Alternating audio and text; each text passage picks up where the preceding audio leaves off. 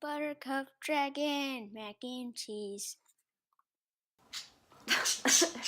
Hey, what up, Buttercup? I'm going to show you guys as much as I possibly can how I have been putting wool in my dreadlocks.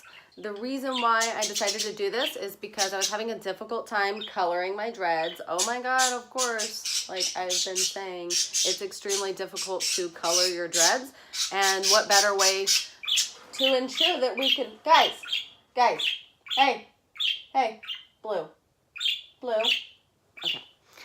What better way to ensure that we can keep and maintain that vibrant color? This one has, let's find, without having to continue to re-dye your dreads. So most of these here are actually just extensions from about here down. The rest of this is my actual hair, but you can make your dreadlocks as long as you want using the wool. Another advantage is it's so much softer. Your natural dreads will be soft. When you have extensions, they can tend to remain pretty itchy, uncomfortable, irritating, depending on the dread itself. Baby. Okay, they just do that when I record, so we're gonna listen to it. Anyhow, so one of the advantages is that it is much softer. And that's such a huge plus when your dreads are just irritating you because they're itchy. It's really nice to have something soft. They wash like regular dreads. That's one of the things that I kind of get asked a lot, like, can you wash it? I'm like, yeah, it washes exactly like regular dreads, which I will probably do another video in the future on how to wash your dreads, but there's plenty out there and you just kind of go with what works for you. So anyhow, let me just show you real quick what you'll need to get started doing this. I want to put in a little disclaimer here. This is probably going to be some inaccurate information at some point. I am always open to being corrected and will update as needed whenever I do say something that was not really the best advice, because you know, we're human and we're learning, and sometimes you learn that something is, there's better advice out there. So I've done some research, I hate that word, research on the best ways to make synthetic dreadlocks out of wool. Oops, I didn't mean to do that. I accidentally took this off. Anyhow, there's a couple of different methods, but this is just the method that I use. Okay, so first you'll need wool. And I have this here. It's by Living Felt. And Living Felt is a company here in Austin. They're really amazing. I live about 45 minutes away from them. So I do go in and pick this up in person, but you can order it online. It is filled with like little bits of stuff. If that's a concern of yours, just a fair warning. I'll show you on this one. Let me see. It's like little bits of things in it, and because it's natural, like it's not a synthetic material. And why? Blue. Okay. Oh my goodness. Very soft. This is MC1 batting. You can see it's checked here. This is the one that you'll want to get. I don't think that they make the MC2 bat anymore, but there's things like silk blend and whatnot, and you want this one here when it comes to doing your dreads, if this is the one that you're going to want to use. Pick what color you want. There's some really amazing colors. Let me show you some that I have picked up. I have this beautiful maroon color. I really wish that I could remember what the color names were. That would be useful, right? I have this blue. I have the green, obviously, which is a dark green. I thought that the colors were really pretty together, like that. And then I have the white, so the white gray color. This color is aspen gray. And I like this one because I initially just really wanted like long gray dreads, and the best way for me to achieve that color is to just go over my dreads with actual gray that I really like. Another thing that you will need, one of these. Do we know what this is? It's a sushi roller. You can actually pick these up at Living Felt. They have really big ones. They have just these sizes, but it's essentially a sushi roller. This is made with bamboo. I'm pretty particular about like not spending extra money on specialty tools. So if you try to purchase a felting, I don't know what these are actually called. Somebody help me out here. But a felting thing, but this will cost you more than if you just got a bamboo roller. You could probably find one of these at your local store that sells, what's the local weird place, like Bed Bath & Beyond kind of thing, but I'm pretty sure that our H-E-B here carried these things. Anyhow, past that. When you're at the felting store, you'll need to pick up a felting needle. And this is important if you're going to be using my method for installing these in your dreads, which is different than other methods you're going to see online, which is more like just tying it in. This method is actually adhering the dreadlock that you've made to your actual hair, and it makes it more secure. It's going to be very difficult for you to get rid of, like if you wanted to take it out, but it's going to make it more secure, and to me it's really pretty. But you'll need a felting needle. This is the package that they come in. So there's different types of needles that you can get. I recommend getting this pink coarse needle like this. The coarseness will help push in more of the more of the wool into your hair. I had started off using a plain 38 needle. I think it was called a star or something like that. It was just too fine and it was taking too much time to push all of the stuff in. The downside to these pink needles is that they break. You can see that one's broken, so I did get 3 of them, and I've broken all but 1 so far. They break easy. Let's see. Another thing you'll need is a towel, so be sure to keep a towel nearby. And I think this is last but not least, certainly not least, get yourself a thermos, boil some water, put it in the thermos. You're going to want this because you need to be working with hot water, and the thermos is going to make sure that that water stays nice and hot. And it's another great way for me to not actually touch the water because it's so freaking hot. You want it as hot as possible that you can actually bear to work with, and I'll show you kind of some tricks for that. You'll also need a little bit of soap, and using a natural soap is going to be a better choice than like putting some, dish detergent in there. But I'm using a little bit of Dr. Bronner's, and I'm going to put a few drops of the Dr. Bronner's. That's super hot water. I can feel the steam actually into the thermos, and that's it. Just a few drops of this.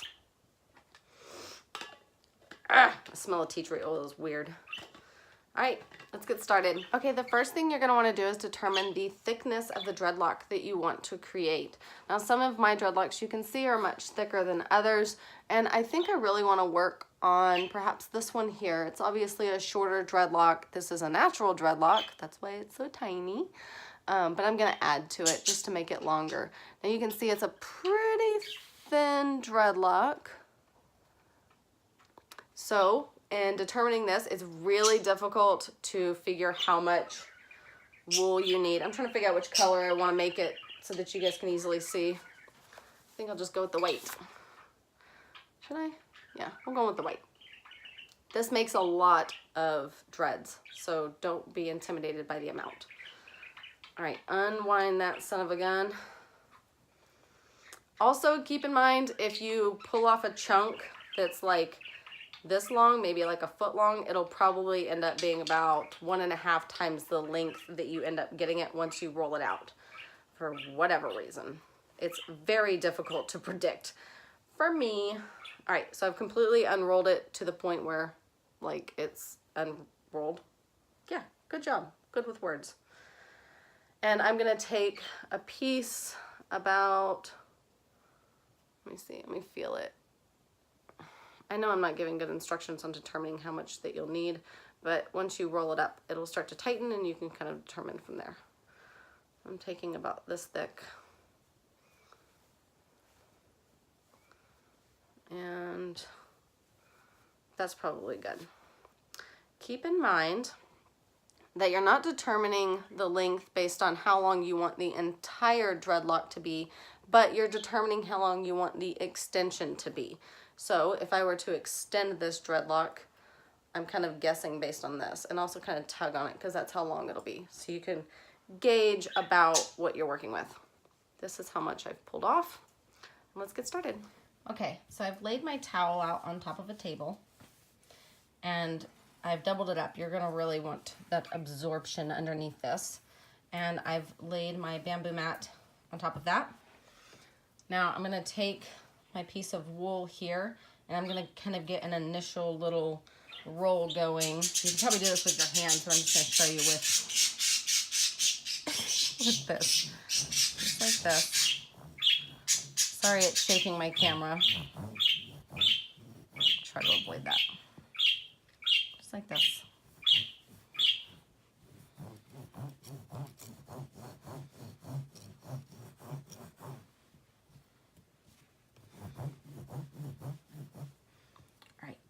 Now I want you to notice as I do this how much longer this dread gets. So it's about from here to here, just to give you an idea of the length. Now what I'm gonna do is open up my little canister of hot water. In order to keep that water hot, we're gonna keep the lid on it as much as possible. What I'm gonna do is I'm gonna just dip this into the water and then hold it over the can until it starts to drain out. You'll be able to see the water draining out of it. Don't touch it if it's extremely hot. Be careful.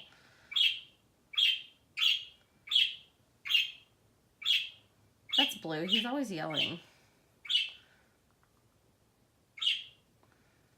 All right, I'm starting to pull this out. I know you can't really see that, obviously.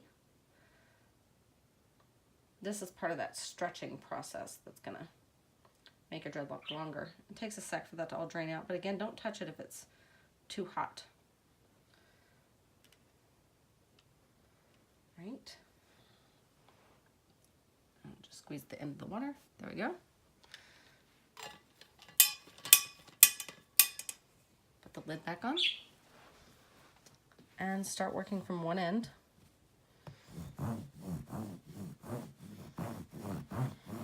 Putting some pressure on that dreadlock. I like the way my camera's not handling this.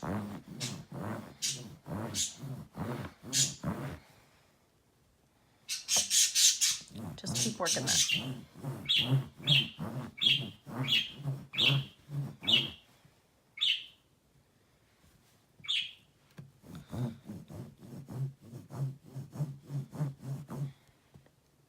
can already see how much longer it's getting. I'm going to dip it again. Now on this next turn that I do, I'm going to more vigorously roll that with more pressure. So the camera might shake a bit. If it does too much, I'll just cut that part out and apologize right now. Ooh, that is hot. Just dipping it and then holding it over the canister and letting it drain.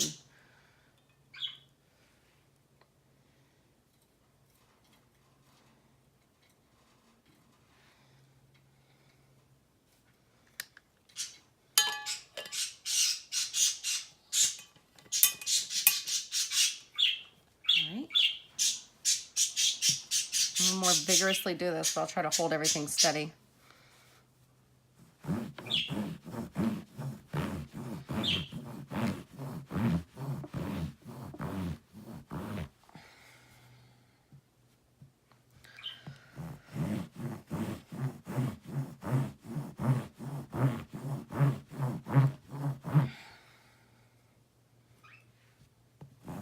You can see it's starting to become a bit more dense.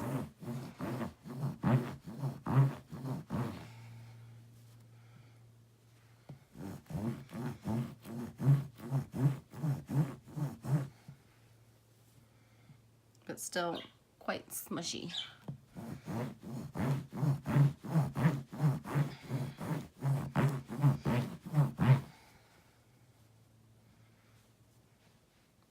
I'm gonna leave this end a little more loose, just right here, about that much of it, and you'll see why here in a little bit, but I think that's the end that I want to leave loose.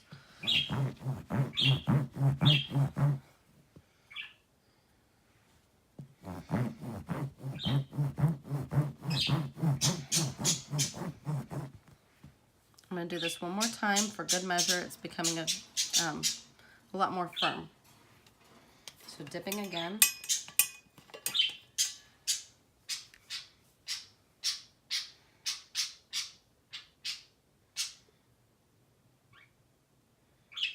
And draining.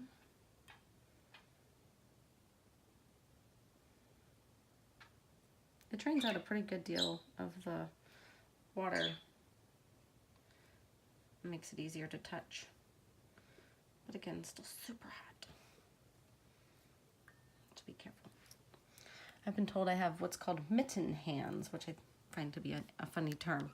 Mitten hands meaning that I touch things that are extremely hot that otherwise people wouldn't be able to touch. It entertains my friends for some reason that I have that ability. All right, I'm gonna hold this really firm up here and push down really hard. Sorry about the shaking. Pushing pretty hard to make sure I get that really firm. It's a lot easier to do this now than try to go back after you've installed it and do this to your head. Get that firm.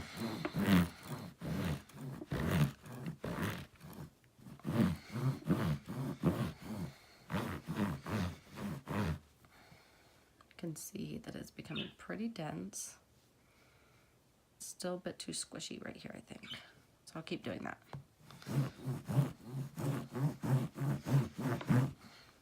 Use my hands. It can be a bit tricky, especially with only having 2 hands. 3 would be nice.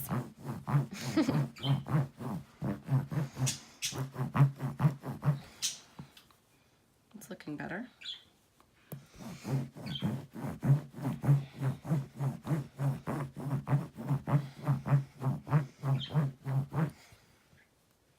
You can see it's pretty thin, just like the dreadlock in my hair. This one's pretty thin. Probably one of the thinnest wool dreadlocks that I've made.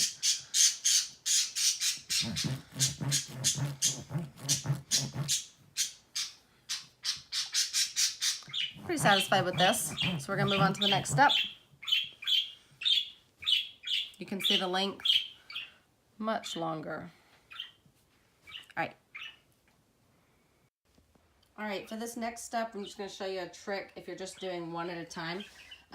Otherwise, you can just throw these in your dryer, which I recommend doing because it's a lot easier. Our house is being deconstructed right now downstairs, so our dryer is not plugged in, so I'm going to do this. Turn on your hair dryer, high heat, and point it at your dreadlock. While this is drying, you work on the next step.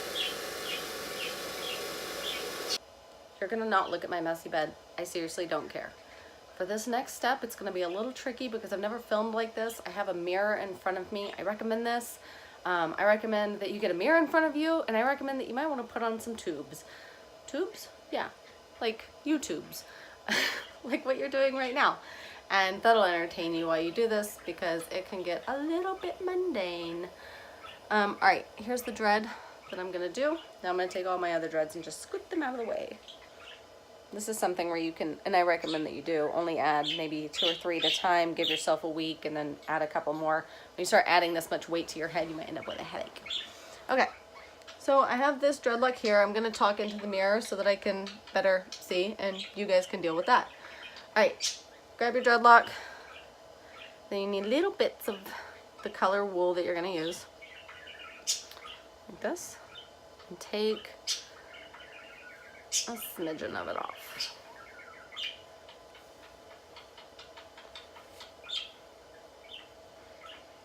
Like so. Very gently spread that out without creating any gaps and holes in the wool.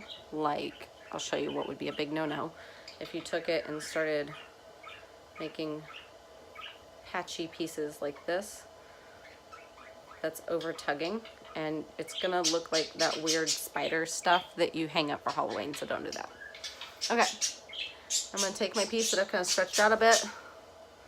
If you want it to look thicker, more vibrant color, I recommend that you don't pull this out as much. Now I'm gonna take this, I'm gonna lay it on top. of my dreadlock.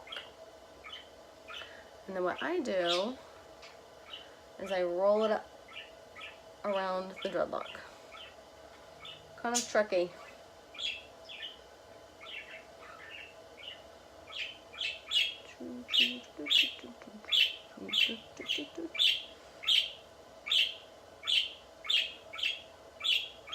Cool.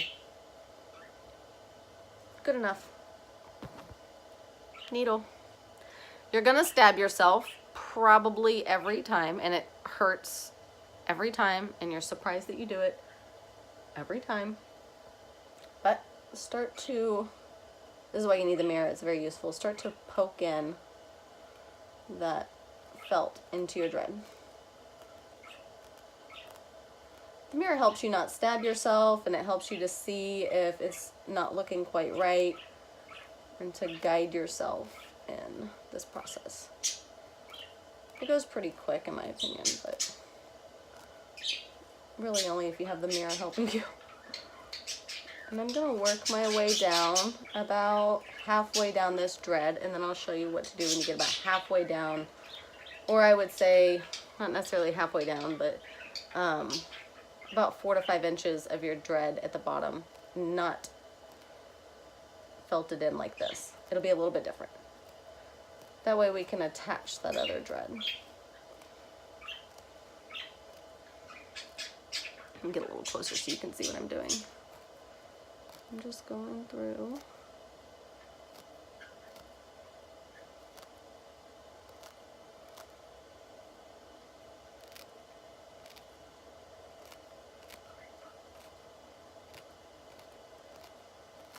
Can you see? Okay.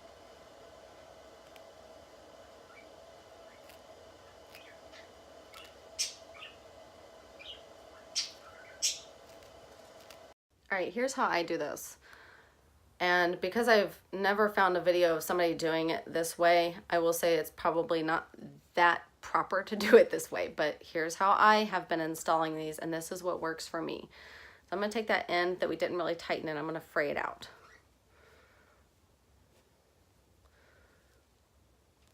Wool can be so stretchy. Keep that in mind. Try not to make those little spidery lines like we had talked about earlier. And just spread this out. Right. There we go. Like so. Now I'm gonna open up where I have not done this yet and expose the dreadlock. Now I take this and I wrap it around like this and pull this part out. I hope you can really see what I'm doing. I'm just gonna keep my head turned and looked in the mirror so that you can see. Remember how earlier we wrapped that other one? I'm gonna do the same thing here and just wrap it like this. Cool, cool, cool. I'm gonna take this and put it back down. And yes, that spot will be a bit thicker, but that's okay. I'm gonna take this and pull it, draping it over the dreadlock here. Now pinching this all together, I'm just gonna take that felting needle and start going after it again.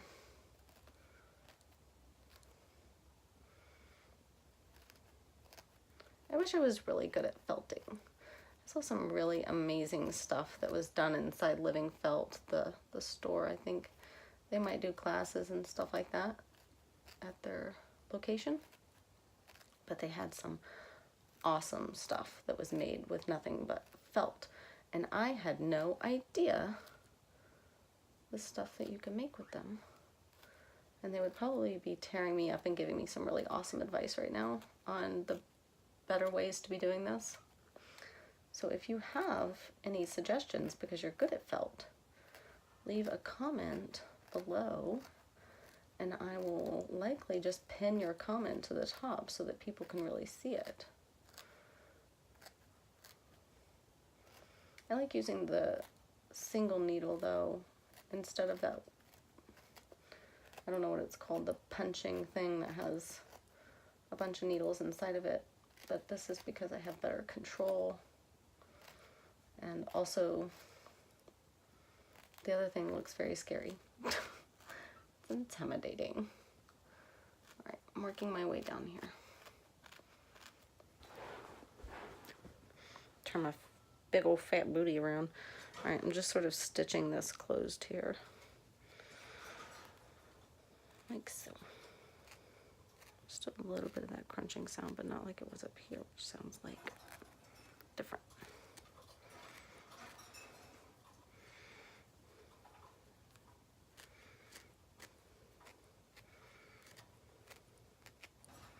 Okay.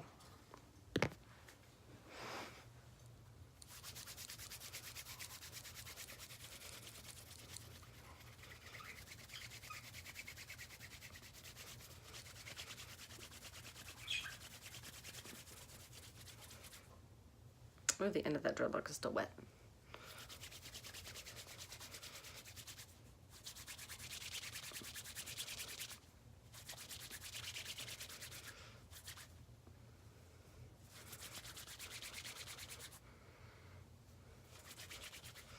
Now, one thing you can do is to re-dip this entire thing into the water, let it drain, and then start to do this again. So that's what I'm gonna do real quick.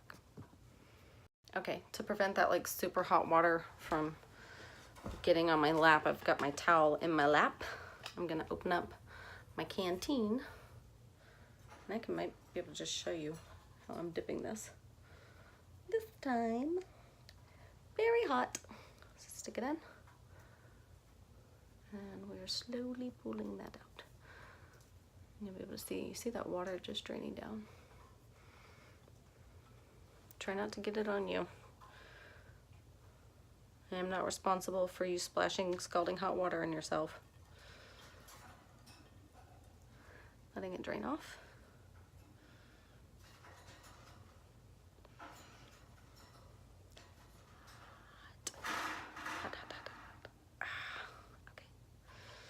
I'm gonna let that cool for just a sec because it is super freaking hot. You can take the towel and tap it a bit. Okay.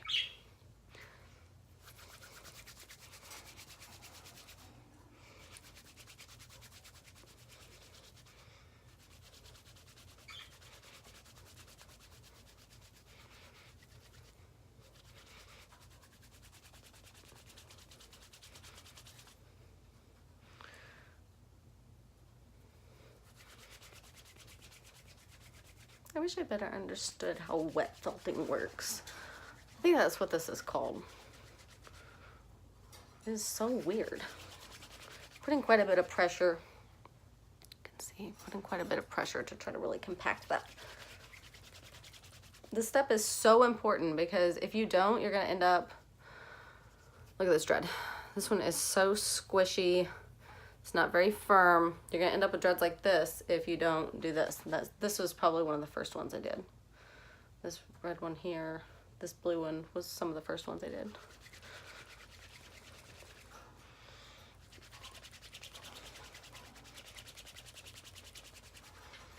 That's a lot better. See, nice.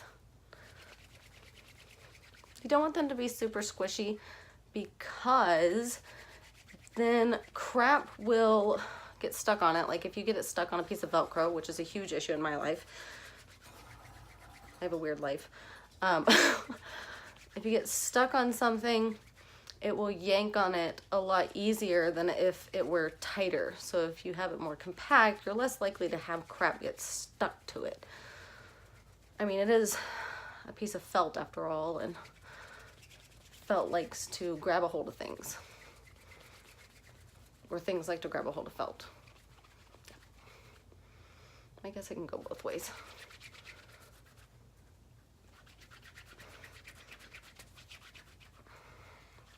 And again, how long this takes is another reason why it's sometimes just more pleasant to just do a few at a time.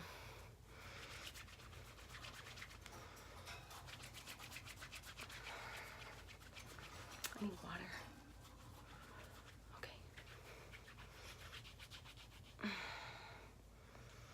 I'm pretty content with that. Looks good. And final step, clip off the tip of it. Okay. I like to do this because that end is like, I like to blunt my ends, as they call it. I just cut off a little bit. Actually, just kind of look and see how long it is, because if it's too long, that's an easy trick too. And if you do make dreads, a cool thing you can do is actually just do one super long one and then cut that into smaller sections as needed to be able to do your dreads. So there we go. All finished with this one. This one's a little more frayed. I can probably wet felt this one again because I don't think I did this one quite right, but you can definitely see a difference. All right, that's it. Let me know what you guys think. Again, you can wash these like regular dreadlocks, and it will go happily live with all of its siblings. Thanks for watching, guys.